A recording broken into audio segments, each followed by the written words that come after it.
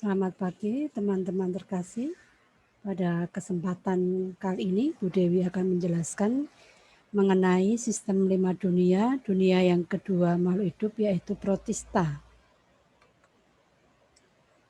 Ciri umum dari protista adalah yang pertama eukariotik. Jadi anggota kingdom protista ini sudah memiliki membran inti. Berbeda dengan kingdom monera yang kemarin masih bersifat prokariotik. Sementara untuk protista bersifat eukariotik. Kemudian cara hidupnya secara heterotrof dan autotrof atau autotrof. Hidup di tanah, di air tawar, di lumpur, dan di air laut. Kemudian anggotanya tersusun dari satu sel dan banyak sel. Berespirasi dengan cara aerob dan secara anaerob. Hidupnya secara berkelompok. Kemudian reproduksi bisa secara seksual maupun aseksual. Ukurannya ada yang mikroskopis, harus melihatnya menggunakan mikroskop, dan makroskopis, bahkan tingginya bisa seperti pohon di bawah laut. Kemudian anggota kingdom protista ini dibagi menjadi 3, yaitu protista mirip jamur, protista mirip hewan, dan protista mirip tanaman. Apa saja perbedaan dari ketiga kelompok ini? Yang pertama dari cara hidupnya. Kalau protista mirip hewan atau protozoa, cara hidupnya secara heterotrof. Sementara kalau alga atau protista mirip tumbuhan secara autotrof, dan protista mirip jamur secara heterotrof.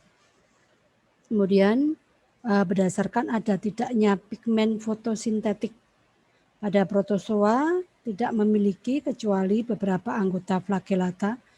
Kemudian pada alga memiliki pigmen fotosintetik, pada protista mirip jamur tidak memiliki. Kemudian berdasarkan gerakannya, protozoa dapat bergerak bebas karena memiliki alat gerak. Pada alga tidak dapat bergerak kecuali alga yang berflagela. Kemudian protista mirip jamur tidak dapat bergerak. Sekarang kita akan membahas mengenai ciri-ciri dari kelas protozoa atau protista mirip hewan. Protozoa berasal dari kata protos yang artinya pertama dan zoon yang artinya hewan.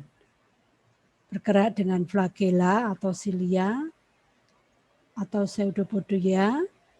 Kemudian cara hidupnya bisa secara komensalisme, mutualisme, atau parasit. Ukuran tubuhnya antara 10 mikron sampai 6 mm. Tinggal di tempat yang berair dan lembab. Anggota dari protozoa ini semuanya adalah uniseluler. Kemudian sifatnya eukariotik, bisa secara heterotrof atau parasit, dan hidup soliter. Bentuknya sangat bervariasi. Mengapa kok protozoa ini tidak bisa dimasukkan dalam kelompok hewan? Karena protozoa ini semua anggotanya bersel satu. Sementara kalau kelompok hewan atau kingdom animalia, semua anggotanya adalah multiseluler. Kenapa dikatakan mirip hewan? Karena bisa bergerak aktif dan cara hidupnya heterotrof.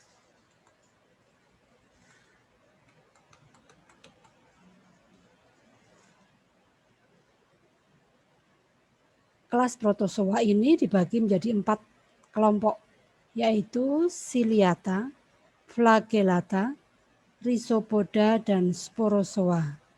Keempatnya dibedakan berdasarkan alat gerak dan cara hidup.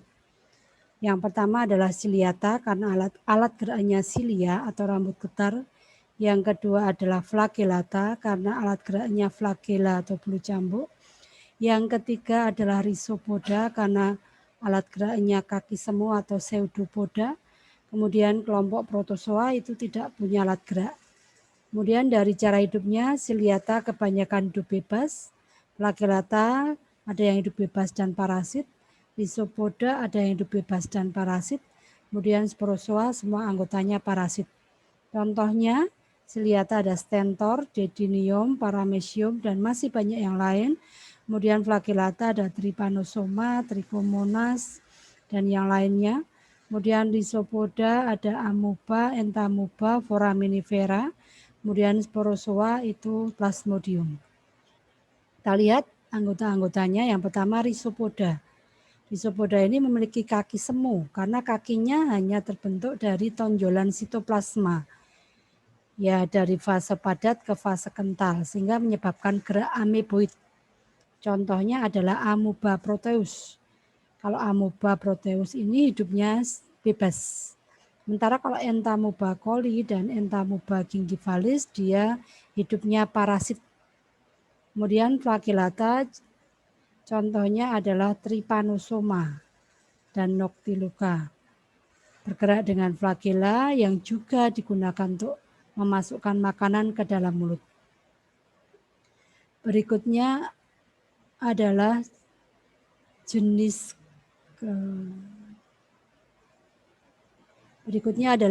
kelas protozoa yang lain yaitu Ciliata. Ciliata bergerak dengan cilia atau disebut rambut getar yang juga berfungsi untuk menangkap makanan dan menerima rangsangan. Contohnya Paramecium dan Stylonychia. Kemudian Sporozoa ini anggota protozoa yang tidak punya alat gerak, contohnya adalah Plasmodium penyebab malaria. Berikutnya peranan kelas protozoa. Peranan yang menguntungkan ada Foraminifera, bentuknya seperti ini. Foraminifera ini setelah mati maka nanti cangkangnya akan membentuk tanah globigerina yang bisa dimanfaatkan sebagai bahan penggosok dan indikator minyak bumi. Kemudian ada Trichomonas homini, ini sifatnya tidak patogen, tidak menyebabkan penyakit walaupun hidupnya di pencernaan. Kemudian ada Paramecium caudatum yang bentuknya seperti sandal, ini hidupnya bebas di air tawar, merupakan indikator air yang tercemar.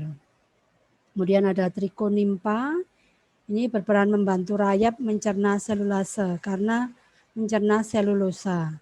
Karena di dalam Trichonympa ini menghasilkan enzim selulase yang bisa mencerna selulosa. Kemudian peranan yang merugikan misalnya adalah Entamoeba histolytica, penyebab penyakit disentri. Kemudian ada Trypanosoma evansi, ini penyebab penyakit surah pada hewan ternak. Kemudian ada Balantidium coli, penyebab penyakit diare. Dan Plasmodium vivax, ini penyebab penyakit malaria. Berikutnya adalah Protista mirip tumbuhan atau disebut juga dengan ganggang atau alga. Ciri dari kelas alga yaitu bersifat autotrof karena punya pigmen fotosintetik, kemudian memiliki pigmen-pigmennya berupa klorofil, karotin, xanthofil, dan yang lainnya. Kemudian bersifat unisel dan juga multisel. Ada yang bentuknya menyerupai benang, kemudian reproduksinya secara aseksual dan seksual. Kemudian inisialnya biasanya mengandung kalsium karbonat, silika, protein, atau kombinasi ketiganya. Berikut ini contoh-contoh pengelompokan dari alga. Yang pertama adalah ganggang hijau atau chlorophyta, punya pigmen dominan klorofil. Contohnya adalah ganggang chlorella dan spirogyra. Kemudian ganggang merah atau rhodophyta, pigmen dominannya adalah phycoerythrin. Contohnya adalah Gelidium gracilaria. Berikutnya adalah ganggang coklat atau Phaeophyta. Pigmennya adalah fucoxanthin, contoh yang terkenal adalah laminaria dan fucus. Kemudian ada Chrysophyta atau ganggang keemasan, pigmennya yang dominan adalah karotin dan xanthofil. Contohnya adalah diatom. Kemudian Euglenophyta, pigmennya adalah klorofil, contohnya Euglena. Euglena ini merupakan jenis yang spesial karena dia bisa masuk ke alga maupun ke protozoa. Kemudian Pyrophyta atau ganggang api, pigmen dominannya adalah karotenoid. Yang khas pada Pyrophyta ini dia bisa menunjukkan fenomena bioluminescent, yaitu bisa berpendar jika di kedalaman perairan. Contohnya adalah Noctiluca dan Serratium. Jenis kelas alga, sekarang contoh yang pertama adalah Chlorophyta atau ganggang hijau. Contoh yang terkenal yaitu Chlorella karena dimanfaatkan sebagai sumber PST atau protein sel tunggal atau single cell protein. Berikutnya adalah ulva SP, ini dimanfaatkan sebagai bahan sayuran. Kemudian ada rhodophyta atau ganggang merah, biasanya merupakan komponen dari minuman rumput laut dan dimanfaatkan sebagai bahan untuk membuat agar-agar. Ada gelidium, kemudian gracilaria. Contoh yang berikutnya adalah phaeophyta atau ganggang coklat, ada fucus, ada laminaria. Laminaria ini ada yang tingginya bisa sampai meteran seperti pohon. Anggota dari ganggang coklat ini menghasilkan asam alginat yang bisa dimanfaatkan sebagai bahan pengental untuk kosmetik dan makanan. Berikutnya adalah kelas Chrysophyta atau ganggang keemasan. Contoh yang terkenal adalah diatom, yang membentuk tanah diatom bisa dimanfaatkan sebagai bahan gosok, bahan pembuat dinamit, dan bahan dasar industri kaca. Contoh yang lain adalah navicula. Kemudian dari kelas Pyrophyta atau ganggang api, contohnya adalah Serratium, ini spesiesnya ada banyak, merupakan produsen di ekosistem air. Kemudian tadi Euglenophyta, yaitu contohnya Euglena sp. Jika ada sinar matahari, maka cara hidupnya secara fotoautotrof. Jika tidak ada, maka dia akan hidup secara heterotrof. Berikutnya adalah kelompok yang terakhir dari protista, yaitu protista mirip jamur. Kenapa kok dia dimasukkan protista mirip jamur? Karena alat reproduksinya dengan spora seperti jamur, tetapi tidak bisa masuk kelompok jamur karena bentuk tubuhnya seperti amuba berupa plasmodium. Ciri dari kelas protista mirip jamur yaitu hidupnya secara koloni, memiliki sigot yang dapat bergerak, dinding sel tersusun atas selulase,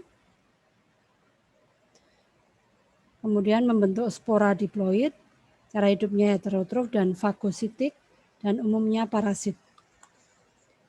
Ada dua kelompok dari protista mirip jamur, yaitu Myxomycota atau jamur lendir, kemudian Oomycota atau jamur air. Myxomycota atau jamur lendir disebut demikian karena punya protoplasma tanpa dinding sel berwarna kuning, karena memiliki pigmen warna kuning atau oranye. Kemudian bersifat heterotrof dan memiliki bentuk tubuh seperti lendir. Bentuknya seperti plasmodium dan dapat bergerak-gerak seperti amuba. Contohnya adalah Pisarium dan Dictyostelium. Peranannya sama dalam ekosistem, yaitu sebagai pengurai sampah organik dan pemakan bakteri. Yang kedua adalah kelompok Oomycota atau jamur air. Anggota dari Oomycota ini memiliki hifa yang tidak bersekat tetapi punya dinding sel dari selulosa. Sementara kalau kelompok jamur itu dinding selnya dari zat kitin. Oomycota ini dinding selnya dari selulosa seperti halnya pada tumbuhan. Tetapi reproduksinya dengan spora. Kemudian peran dan contohnya ada Plasmopora viticola, ini parasit pada daun anggur. Kemudian Phytophthora infestan, ini merusak tanaman kentang, bisa menyebabkan busuk pada tanaman kentang. Kemudian Pythium sp ini menyebabkan busuk pada kecambah. Peranan yang lain pada Sclerospora medis menyebabkan penyakit bule pada jagung. Kemudian penyebab Saprolegnia ini penyebab infeksi pada ikan dan telur pada air tawar. Yang lain adalah ada Phytophthora nicotinae yang menyebabkan parasit pada tanaman tembakau, dan Phytophthora palmivora parasit pada tanaman kelapa dan tanaman kakao. Demikian presentasi mengenai protista. Jika ada hal-hal yang kurang jelas bisa ditanyakan di kegiatan pembelajaran.